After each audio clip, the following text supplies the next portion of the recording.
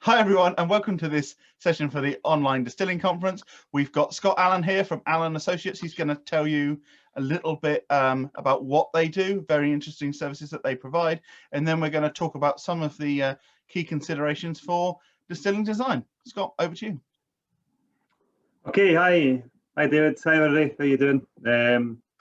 Yeah, so I think this is going to be a wee informal thing, isn't it, David? This is more of a chat, and you just sitting here, sort of chatting, talking away about how wonderful Allen Associates.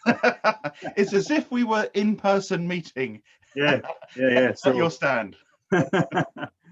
Aye, so well, Allen Associates, we are a distillery design company. So we design distilleries for various, craft distillers, for multinational whiskey, rum businesses, etc. And we work started off in Scotland in the whiskey industry, and we now work pretty much all over the world designing distilleries, and we do bottling as well.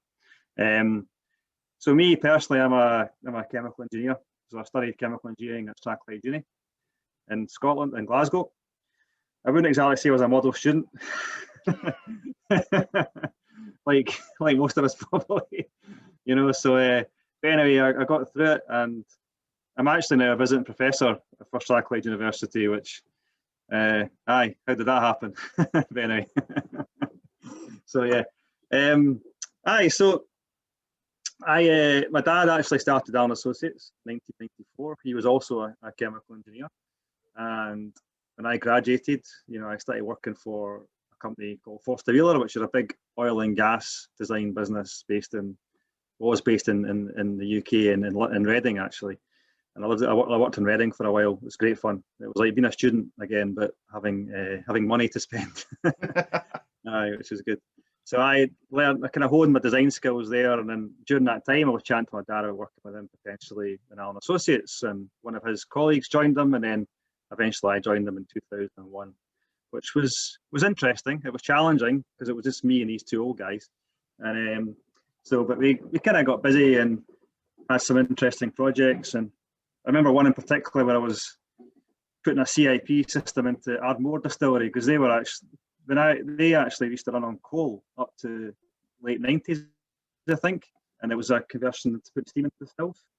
And I had to actually fit this CIP system inside the still, and it was absolutely freezing. It was Scotland in midwinter, and anyone who's been in a still house in Scotland in midwinter without the stills on, they really know how it's like the coldest place. You go outside the still house to get a heat. It's colder in the still. I must admit, I was questioning what the hell I was doing. I should have just stayed working in Reading, with my pals. Anyway, that got better, obviously, and I started to do really interesting projects with my dad and his colleague Steve. Unfortunately, they both get ill over the course of a few years and are no longer with us. But the business has carried on, and it's gone from strength to strength. We employ graduate chemical engineers. There's about 15 of us in the business, and we're chemical and process engineers, and we design distilleries and do all the vatting and bottling as well, all the way through to whiskey in a bottle or any spirit in a bottle. So when people want to talk to you about designing a distillery, it's kind of quite early on, is it typically, that people would be speaking to you, but maybe before they've actually started, or unless they're moving and kind of upgrading? Is that reasonable to say? Yeah, and that's the best way to do it. Doesn't always happen that way. Sometimes people don't know companies like us exist, and they maybe tend to go towards like an architect, because I think about the building and getting a planning application. So you obviously go towards an architect to do that, and then they maybe don't appreciate that there's this level of expertise that's required to input into this process, and they don't really get that from an architect. No offense, architects, but they're not chemical engineers. They design buildings, not processes. So we would like to be involved earlier, and sometimes we find that process develops without us being involved, or a company like us being involved, and it goes all the way to planning. and actually goes, in some cases it goes through planning, and client might actually have bought a building, bought some land, and then eventually they do realise, oh wait a minute, we need some expertise here on the process side, and then you come in and you're like, oof, it doesn't quite make sense what this is, and if you consider that, this, whatever, and it's like, oh no, we didn't realise we needed that, and then it becomes a bit of an issue because you have to then potentially go back to planning and reapply because you need maybe more tanks outside, or you need to redesign the whole building, etc. So going back to your question, it's much better if we are involved at the beginning, and that doesn't have to be like a big engagement. It's just a bit of guidance is required really on that initial sort of 2D distillery layout to make sure that there is all the right space, and you're also working through regulations as well, making sure it's compliant to regulations. So yeah, it's good to be at the start, and it doesn't always happen, but at the same time it does. We do get people coming to us before they go to an architect, and we maybe recommend people to work with as well. We've got distillery experience. So yeah, makes a lot of sense. And it's kind of the same when you do the process of designing the actual spirit, the recipe development and the spirit development. And that's often that's more what I'm with, but that's what I'm saying to people is, like, think these things through now. This is the time to make the decision, because if you change your mind later, it's a big headache to kind of change it, the size of the still, or yes, this might be fine when you're making 100 bottles or something, but when you start needing to make thousands or tens of thousands a month, does this project scale up? And as you said, there's so many different things. There's the logistics of moving things around within the distillery, which and depending on what you're making, there can be some really heavy stuff to shift, right? Not just the bottles, but like if you've got liquid that needs pumping up, and all these different things, makes a huge difference. And I know I've seen some distilleries where they've thought about that beforehand, and they've used that great mechanism that's called gravity. It's made life a lot easier. Oh, we don't need a pump, we'll just use gravity. Oh, great. Yeah. when you can, right? No, it does work, So so early, I mean, I always remember when anyone ever asked me what it is that you do, I always, and please correct me if I'm wrong here, I know you will, but it's kind of like if someone comes to you, you can almost give them some guidance on how best to spend whatever their budget is, because it's not just about big projects and small, but it's that, right? Yeah, that's true as well, because sometimes you might have a discussion with a client and they've got an aspiration to do certain things, and then they say, yeah, and I managed to get some funding, and you're like, well, if you don't mind me asking, how much have you got for the project, because it helps us tailor the scope to suit. And it might be X, which is a lot less than what what their aspiration was. So you have to sort of break it all back down, and it's far better knowing that early on in the process rather than when it's too late. You don't want to go and design something that turns out that the client can't afford. So It's good to have that discussion up front and then understand, and then you can have a discussion about what's the priority then for you in terms of your budget. Where do you want to spend this money, and how to tailor the budget. For example, you might not need, you could put in a still, for example, even if you want to make whiskey or a rum, you could put in a still and just have one still rather than two stills. So you still do a double distillation, but you just do it in the one still. Yeah. And that's an example, saves budget, and then you could leave space in the layout. So in the future, when you want to expand, you can put in the second still. And same with fermentation, you may just put a couple of fermenters in to begin with, because means you can do a couple of fermentations a week. But as you increase production and you're successful, then you can put in 4 or 5, 6 fermenters so you can do more runs. So it's these kind of discussions that are really important at the beginning, and so you can try and tailor the project to suit the budget. And certainly, if you're starting up a distillery, there'll be no shortage of things that you could potentially spend your money on. But you want to spend it on the stuff that's the right thing, thing that's going to get you the return. So actually, you can stay in business. I mean, that's the real That's the really important, particularly if you're doing anything that needs to be laid down and aged, and so you're not necessarily releasing straight away. You know, these are all some considerations. So, I mean, let's move a little bit more onto the general considerations of let's talk about something like space. So, because I know even with something that might be a relatively modest kind of enterprise, some people do their distillation in a tiny space. I mean, usually that's gin, and they might do it in like a shed at the bottom of the garden or something, because they can on that small scale. But I mean, there's still considerations if you're doing that, right? And then other people are doing it on a larger scale. But I mean, how do you work out how much space you need? What are the things that, in your experience, you know, with all your experience, people often forget? Oh yeah, I need space for that. Yeah, well, I suppose one of the big ones is when if you want to do your own bottling, it's making sure you've got all the space for the wet and dry goods. That can take up a heck of a lot, you know, pallets and stuff, especially if you're doing different variations of bottling. You're not just making one product, so you need maybe different bottles, different labels, different cartons, so you need spaces for all that. So yeah, things like that can take up a lot more, and that can be 2, 3, 4 times the size of the space required for the distillery. Yeah, as I'm sure you know yourself, David. So, and in terms of distillery space, yeah, it can be a bit of a battle sometimes, because you've got a designated area where you want to put the distillery in, and then it's trying to squeeze it into that area, and you've also got to take into account making sure it's a safe. You know, you've got your stills in the safe area, or the hazardous area, and you've got your fermenters in the safe area, and it's having these designations and making sure there's containment and drainage, etc., to work that all through. And yeah, it can be challenging, but sometimes you find as clients and maybe architects, because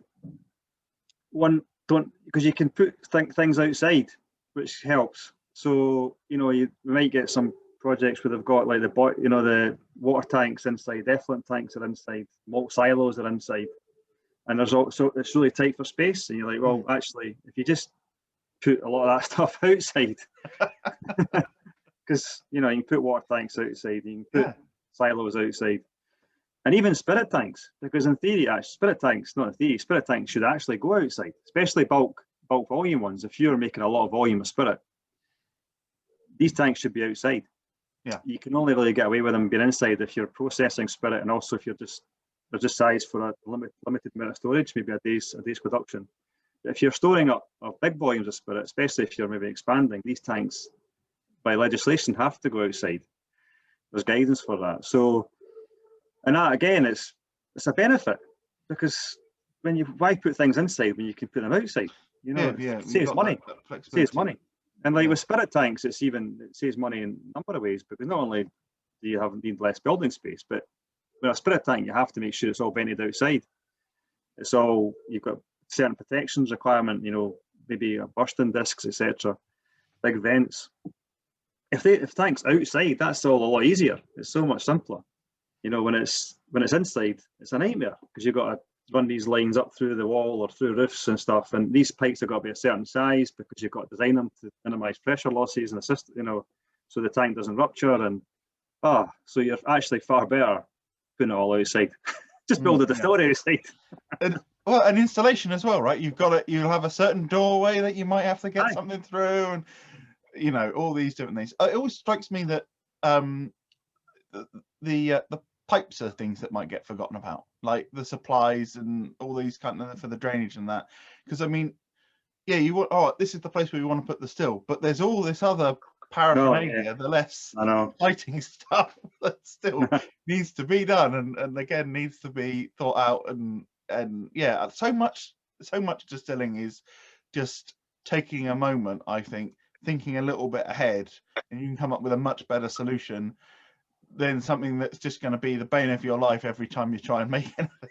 Oh, I know. Layout can be so challenging, because everyone's got input as well. You know, you've got, you know, the client wants their input into layout because it's important for them. It's their distillery. It's got to look good. It's got to be the way they want it. And then you've got the architects.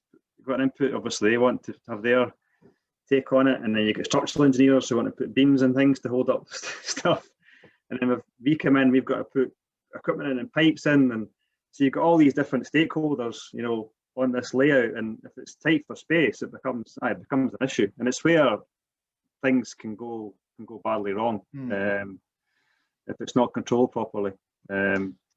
It's a real challenge, particularly if you're in buildings that are not maybe quite big enough, and trying to get as much kit in there as possible.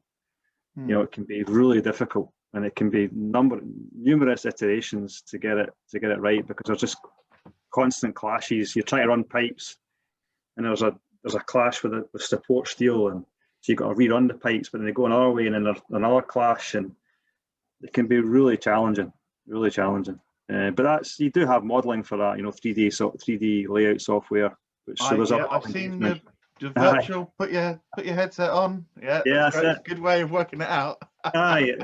It's so important. And the thing is, when you start out as a craft distiller and you've got a relatively small process, and you can probably get away to an extent. Obviously, I would say definitely speak to people like yourselves, but you can probably get away with it because it's small, and you're using hoses and stuff, and which is not strictly the right way to do it. But anyway, that's what people do to get going. But it's when some guys maybe are doing really well and they want to expand, that's when they definitely need people like ourselves, because that's when things can start to go wrong and your budget can, struggle. Yeah, that's a good point. Yeah, that expansion time, almost sometimes I feel like that can be even harder than the initial bit. Like that 2 or 3 years in, that can be actually a really tricky time. It was interesting you were talking about the space, because I guess one of the other things that I've noticed on visits to distilleries is having some actual like working space. Like I've seen sometimes a distiller right, I want to get this out from over here, and they've got the forklift out or whatever, and it's like some sort of reverse Tetris. They have to move this thing, and like one of those puzzles is moving it all around, and like every little, like any movement they want to do, it just takes so much more time, because one thing's in front of another, and that's I guess also part of the thinking on when you're designing the space is actually access to these different things. Some stuff you're gonna need to access more often than not. It's a bit like in your kitchen.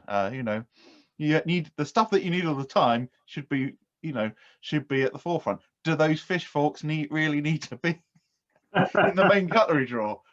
No. Why are mine still? I don't know. But it's that kind of. Yeah, I know what you mean. Yeah. No, it's all part of the layout planning and consideration is that access. Access for operation and access for maintenance as well. Yeah. So yeah. On the point of that kind of negotiation, if you want to call it like that, but this weighing up, this balance of different stakeholders and their different viewpoints, something that's happened certainly in the last 10 years is an increase in people wanting to have their distilleries opened up for visitors, partly because that's a revenue stream, but also people are very interested in visiting spirits distilleries. How has that changed how you would design a distillery, and what's kind of, if you can speak a little bit about that, because there must be an optimum production facility, and there's an optimum, and then there's sort of optimum tourist attraction, which probably wouldn't have a still in it at all because it would be safer, but you need both, so there's this blend of the two. Oh, it's massive. It's huge difference. It's sometimes it's the number one criteria is making it look good for visitors. I mean, designing it's obviously been in the Scottish whiskey industry is obviously massive in terms of visitors. The whiskey trail and everything, and it's really, really important. And so when you come to a new build or expansion, the visitor side of it can be number one. It's the most important part of design. So there's obviously various techniques you can do. You end up maybe a lot of the process kit's kind of hidden away, all the pipe work's hidden away. You've got a nice clear up top area where you can see the stills and the mashing process and the fermenters and the things to make it, you know, good for visiting. It's getting all the right routes around, and there's a lot of legislation on that as well, and you have to make it fair, you know, which is really important because it has to be suitable for access for everyone. Yeah. So that means like making it wheelchair accessible. So you might have to have lifts in the distillery, and there's no area where nobody can get to, and you can't just say step over that pipe. It's not good enough. So it's that layout challenge I mentioned is even more challenging. Yeah, it's tough. But it's good though, and it works. And you get a solution. You work it out with everybody, and you usually get somewhere. You get the right solution. Do you see a lot of people, if they've got enough space to do this, kind of having a separation between maybe more of the visitor side of things and then the distillery side? I know, for example, East London Liquor Company and actually City of London Distillery, their stills, you can be in the bar space and you can see all the stills, but they're actually behind glass and things like that. And I know sort of Cotswolds, they're bits in a slightly different building. I mean, does that seem to be like quite the sensible solution, if it's possible to kind of do that thing? Yeah, definitely. Yeah, that's definitely a way of doing it, where you can see the plant, but maybe you're not right up and close to it. That's a solution. Yep. There's other things you can do as well. You could have maybe an area where you can get access to. Maybe it was the original distillery, which is where you can see, but then the workhorse is kind of hidden away, sort of thing. Yeah, there's a bit like Laverstoke Mill. Okay, much bigger scale, but that's kind of like their approach. There's a bit that you can look round, and then there's the actual, like the workhorses, as you said, and they're somewhere else. Because I mean, and I guess that also depends on things like, are you going to be open for tours like pretty much, you know, every day? So you're going to have to be able to run the stills when people are supposedly trying to visit, which causes a great number of problems, as opposed to, we'll just visit at the weekend or something, and then the stills aren't on, and then at least that makes life a little bit easier. I know that is definitely some considerations for some people. So great. Okay. Any other sort of key things that people often forget, where you just think, if I can just give you this one piece of advice, let me tell you this, consider this. Well, probably, yeah, I'll be boring actually. It's going to have to be process safety. It's so often forgotten about, or not. People don't necessarily appreciate it, because you're obviously dealing with flammable liquids, you know, and even the smallest distillers, you know, even the small gin guys that you work with, and you know, in fact, sometimes they're even worse, because they're getting IBCs of GNS, which is 96% alcohol. Oh yeah, which is highly flammable. You know, it's more flammable than paraffin, and almost as flammable as petrol. So it's having that mindset. You know, this is because we all love alcohol, obviously. We all love drinking it, and you kind of don't appreciate. You know, if you had a building and you're distilling petrol in stills and moving petrol about in IBCs and pumping it through the stills, and you'd be pretty worried about it, wouldn't you? You'd be like, this stuff could go on fire. You know, I better be careful. But when it's alcohol, we don't really mind as much. You know, I'm laughing here because it's a serious issue. Yeah, no, it is. Yeah, and it's something that you have to just bear in mind. And there's regulations obviously which we have to adhere to as well. And there's been a few cases recently actually of some quite nasty fires. I don't know if you've seen yourself, David. Yeah. When things go wrong, it can be devastating. And it isn't a case of like, oh, well, when things start to go wrong, I'll realise and I can just turn the still off. It doesn't work like that. It's immediate. And in some cases, when alcohol's on fire, you can't even see it. I mean, I know you can't. That's the other issue, right? It's horrendous. And even some of the still, I don't know, we see some stuff from still manufacturers that are, it's just, I don't know how they get away with it, you know? Yeah. It's just not right. it's a And they're good. not giving the advice to the people that are buying the stills. You know, the right advice, and it's not right. And it can be so- fatal. I mean, that's the long and short. It's not just about burning the distillery down, but you know, it's very, very dangerous. So I think a very good reminder. So thank you for that. If people want to get in touch with you, what's the best way? And can you give us your website, please? that's probably the best is get on our website, and so you can. The actual website address is www.allenhpe.co.uk. But if you just type in Allen Associates whiskey or distilleries into Google, we should come up with a processing. And we'll have a link on the video as well. It's just in case people are just listening to it. It's worth having it in there as well. Yeah. Well, thank you everyone for watching. Thank you very much, Alan, for giving us your time, and we'll see you all again soon. Cheers. All right. Cheers, everybody. Thanks a lot.